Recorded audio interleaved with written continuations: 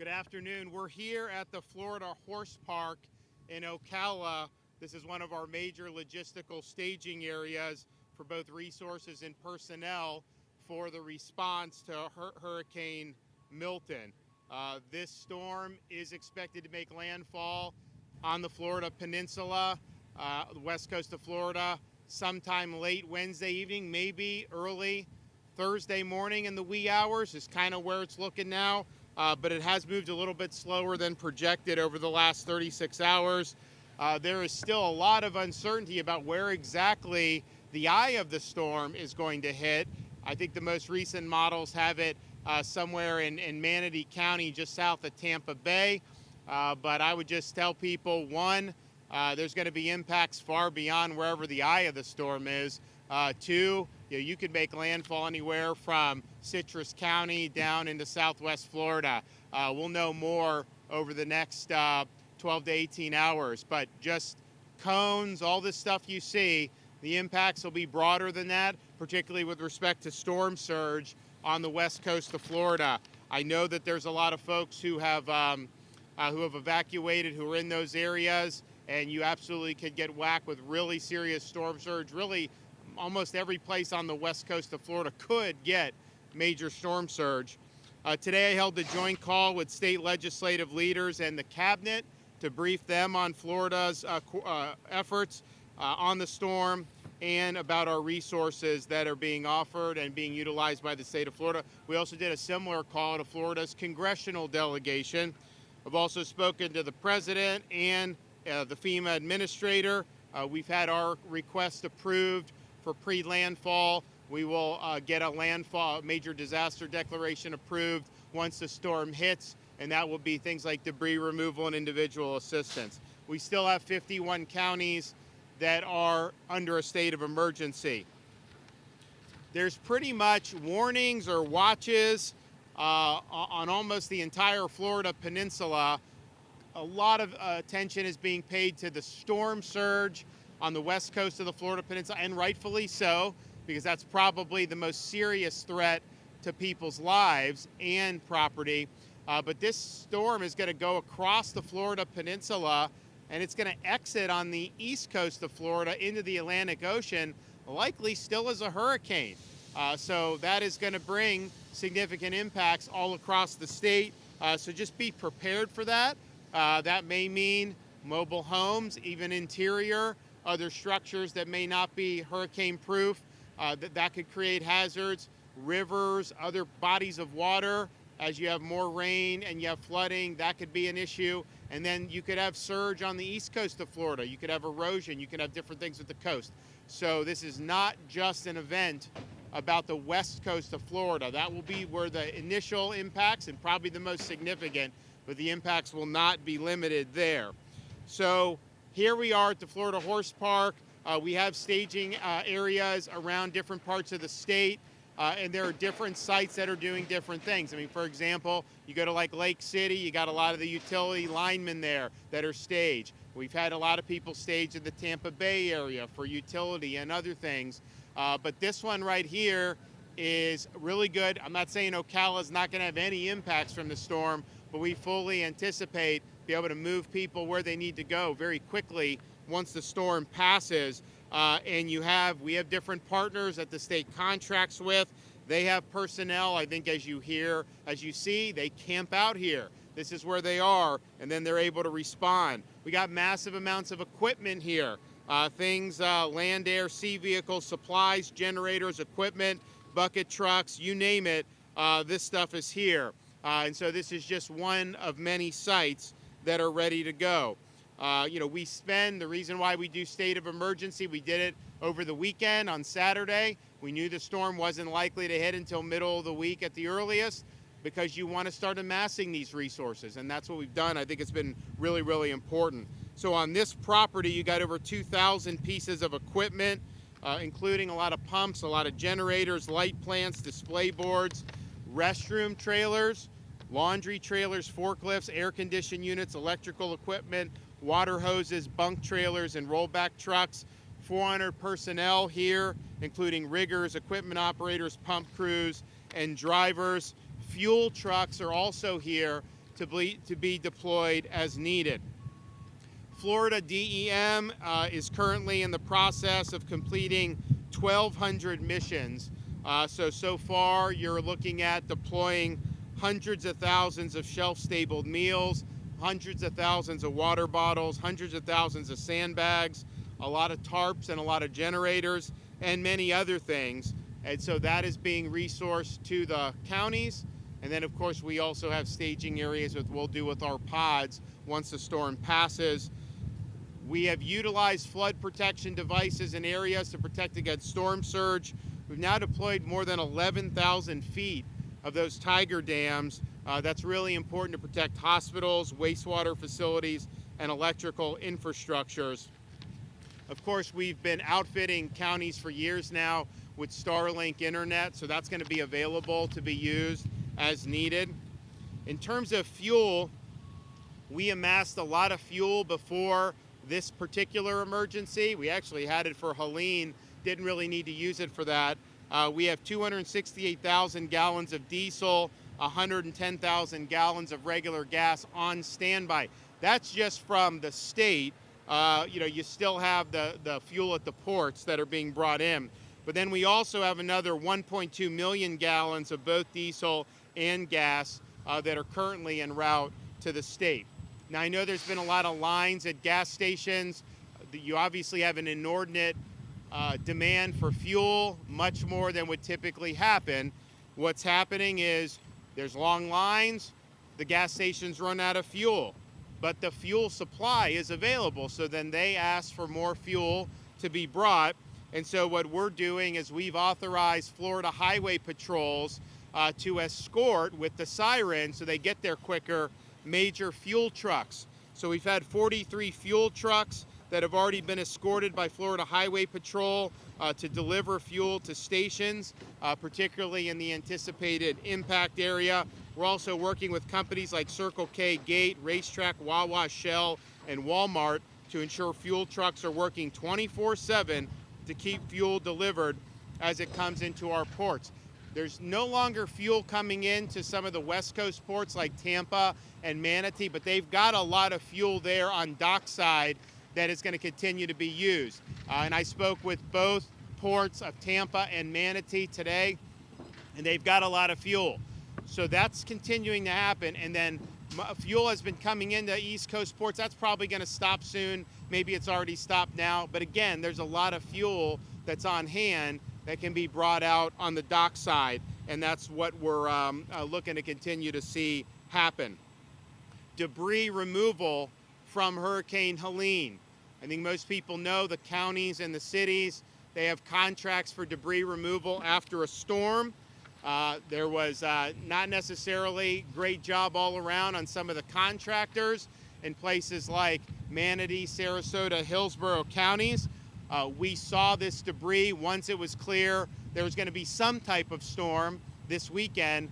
We decided to create a state support debris mission. And what we've done is we've mandated the landfills are open 24 hours. We had one county where they didn't have anyone there manning it.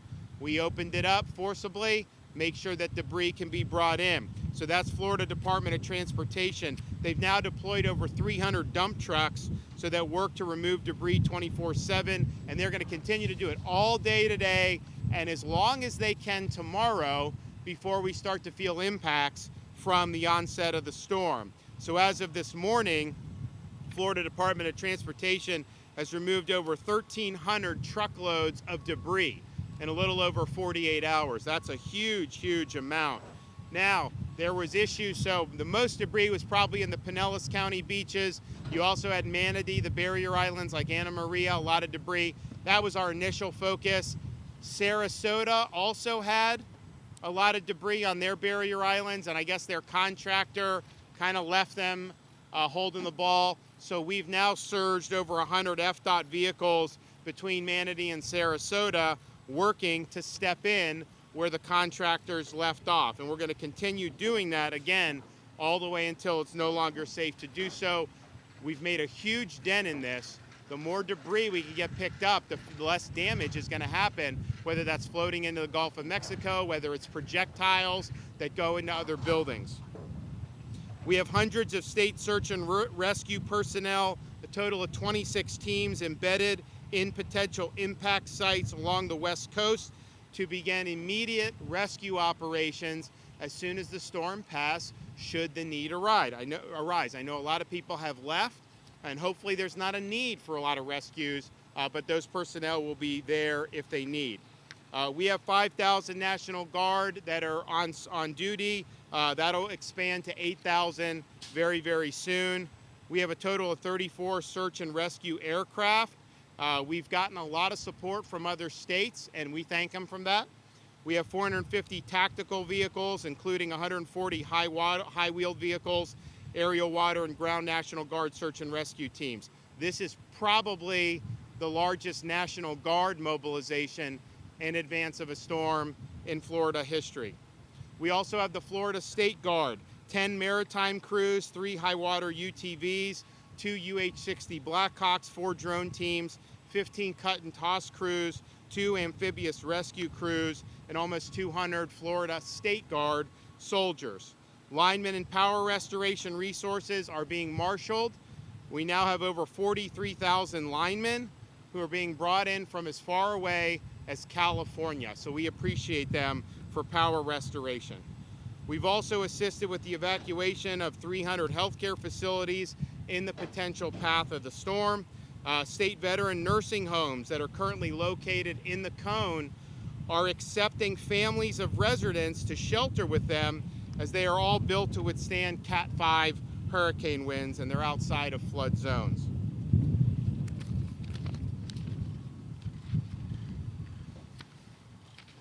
Florida Disaster Fund. This was activated after Ian, Idalia, and Helene. If you want to support for Milton, go to floridadisasterfund.org. This is really, really significant way to help people. You should be executing your plan now. If you're going to get out now. You have time today. Time will be running out very shortly if you wait any longer. Of course, there's a lot of mandatory evacs that have been done. We have done the shoulders on the I-4 and the I-75. Veterans Expressway and Suncoast Parkway tolls have been waived. Those can also be used as evacuation routes. I-4 is doing a lot better today than yesterday. Still traffic, but that's it. That's the norm for that. I-75 northbound, 20 to 30% higher volumes. Alligator Alley is pretty jammed right now.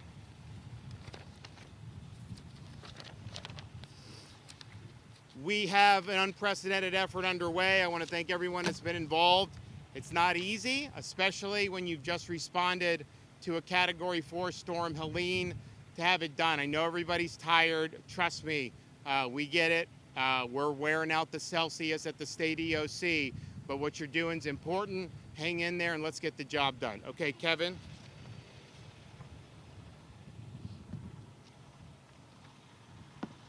Thank you, Governor, for your leadership and commitment so that we have the resources that we need to respond to this unprecedented event. The State Emergency Response Team continues to work on more than 1,000 missions that the Governor's already mentioned.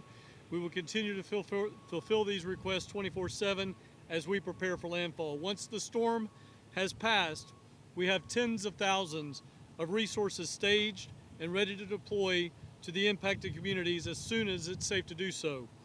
Life-threatening storm surge is expected along Florida's west coast. Storm surge values shown in some areas could exceed 15 feet. Counties from Levy to Collier have ordered mandatory evacuations, and I urge you to heed those warnings if you're in one of those zones. By now, I hope you know whether if you live in an evacuation zone or not. But if you do not know, please go right now to floridadisaster.org/know and find out if you live in an evacuation zone.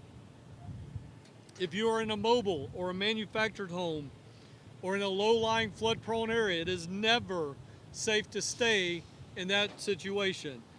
No matter what year it was built, you need to evacuate. Please remember, evacuating doesn't mean driving hundreds of miles. It means just driving tens of miles to the closest friend, family, or shelter nearest you. I want to reiterate that shelters are free.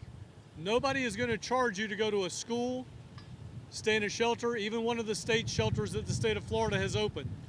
Shelters are free. Please make sure you bring your pets with you. The state is going to open a series of shelters to supplement county shelters. Should the need arise, we will be ready to take the surge capacity. 2 of those shelters that we have already opened are Wiregrass Sports Complex in Wesley Chapel, Florida, and the Seminole Tribe Event Center in Tampa, Florida. I want to thank both of those private sector entities for their support in helping us protect Floridians. Evacuate today if you have been told to do so. If you have been asked to evacuate and you ask yourself, should I would ask you to ask the next question, is it worth the risk? As the governor said before, there are options to assist residents with evacuating. We have a shuttle system that the state of Florida provides. If you need a ride, you can certainly go to Lyft or Uber and put in Milton Relief. That's Milton Relief to get a free ride, or we'll send a bus to pick you up. That number is 1-800-729-3413. Power outages are expected with this storm. Widespread tree and foliage damage is expected with this storm. Right now is a great time to make sure all of your portable electronic devices are charged. Please make sure your supply kit has at least 7 days worth of food in it. Again, today is the day. Today is the day. Time is running out. You need to start to execute your plan. Please be sure to follow our agency on X and Instagram at FLSERT, that's at Florida CERT, and on Facebook at FDEM, as we continue to share important information in real time. Again, Governor DeSantis, thank you so much for your support. All right, thank you, Governor, for your leadership, and good afternoon. So FDOT has been hard at work, not only responding to Hurricane Helene, but also switching our focus to preparing for Hurricane Milton. A big part of that is the debris mission that was directed by Governor DeSantis. Hurricane Helene left a lot of debris behind.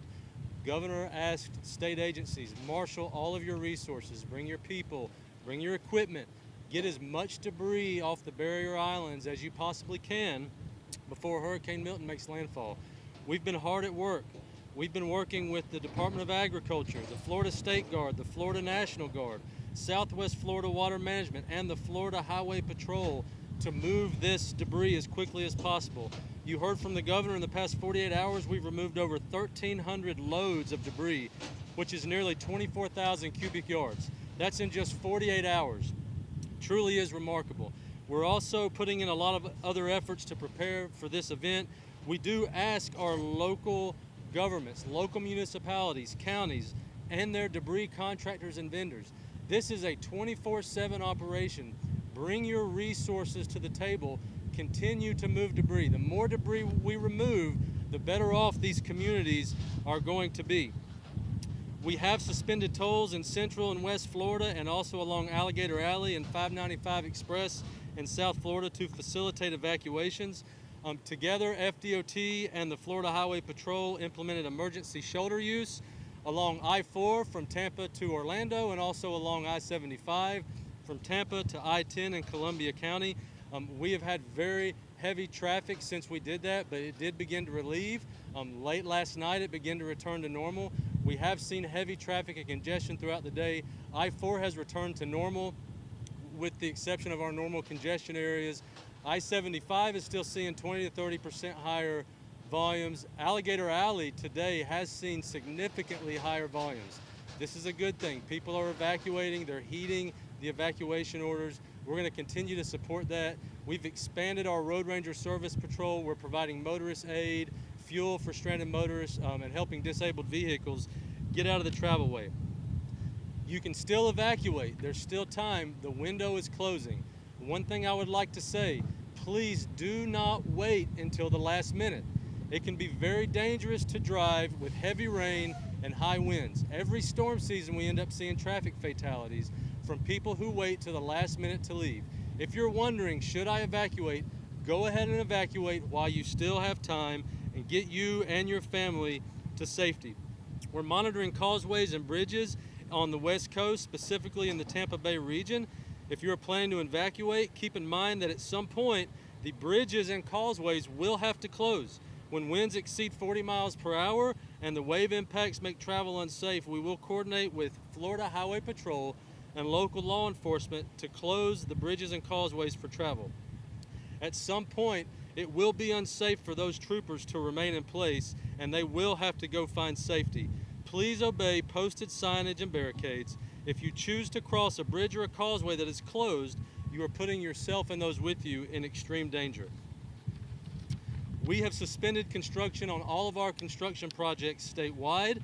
We have removed all planned lane closures to facilitate evacuations, and we've also had a statewide call and coordination with our construction industry. They have offered all the resources they have and people they have to help us respond to this emergency. We are expecting significant widespread impacts, and we're going to be ready to effect any temporary emergency repairs that are needed as quickly as possible.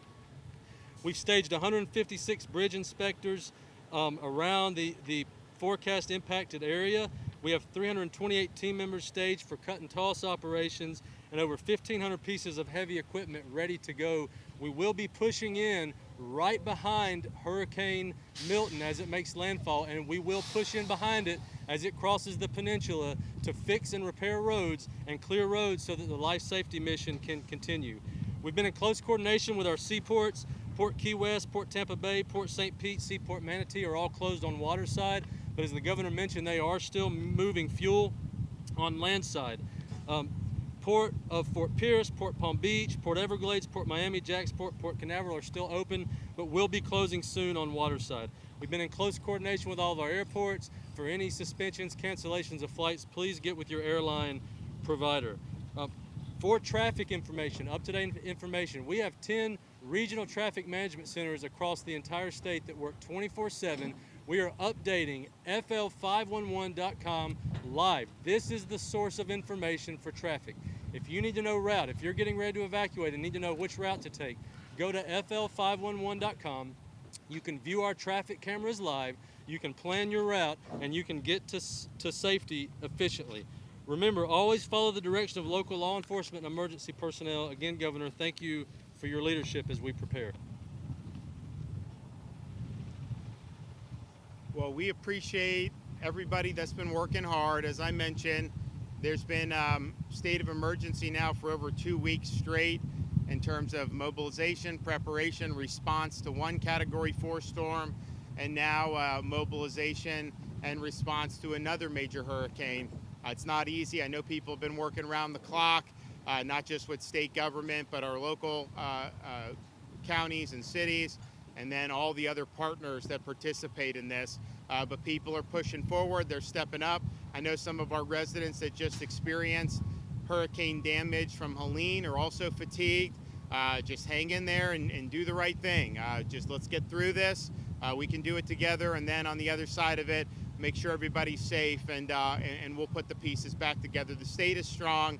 We're going to be able to weather it. Not going to be easy. We're going to suffer damage, but you know, don't lose faith. It's a tough thing to do 2 storms in 2 weeks, but we'll get through it. Okay. Any questions?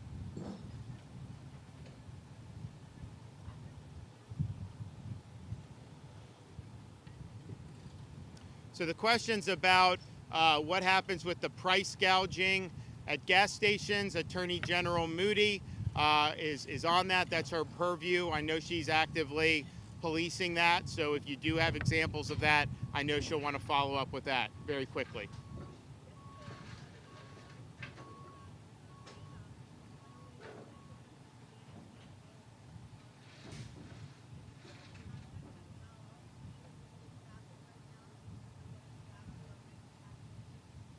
So the question's about FEMA staffing, that they are limited right now to be able to come down. What I would say is, what we have is we have these urban search and rescue teams that have been mobilized. That is done under the auspices of FEMA and DHS, even though a lot of these people are Florida firefighters. So that is being done. I think that's an important component. In terms of like staffers and some of the bureaucracy, fortunately for Florida, you know, we have a machine. I mean, this is something that we work on. We know we've got to deal with it, being a tropical state, and we do. And so I think what will happen is once we get major landfall, major disaster declaration post landfall, that we'll be able to hopefully get that individual assistance, get the debris kicking. So I'm not sure how much of an effect it's going to have on us because we're going to have a robust response. I think you look at some of the other parts of the country, the state that didn't have as much of a robust response in some of those areas. So we have more people on hand than we've ever had. I'm confident that the federal government will approve what we need approved going forward, and we'll make sure that we continue doing the best we can for the people of this state.